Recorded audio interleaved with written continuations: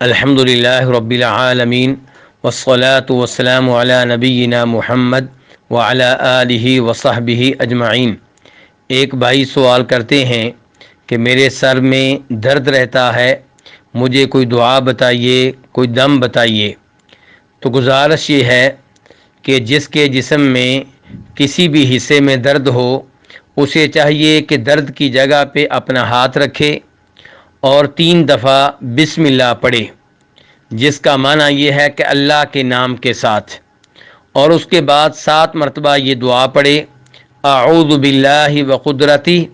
من شر ما اجد واحاذر، کہ میں اللہ رب العزت اور اللہ رب العزت کی قدرت کی پناہ میں آتا ہوں اس چیز کے شر سے محفوظ رہنے کے لیے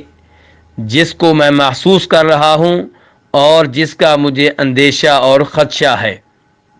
نبی علیہ الصلوۃ والسلام نے یہ دعا اور یہ دم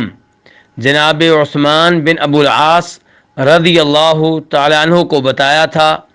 جب انہوں نے نبی علیہ الصلوۃ والسلام سے یہ گزارش کی تھی کہ اے اللہ کے رسول علیہ الصلوۃ والسلام، میں ایسا درد محسوس کر رہا ہوں جو مجھے ہلاک کر کے رکھ دے گا۔ تو نبی علیہ الصلوۃ والسلام نے جب انہیں یہ دعا بتائی، یہ دم بتایا،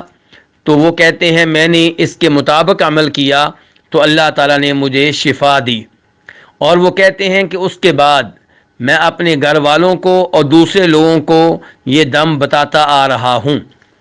اس حدیث کو امام مسلم اپنی صحیح میں لے کر آئے ہیں، بلکہ اس روایت کو امام ابو داؤد اور ابن ماجہ بھی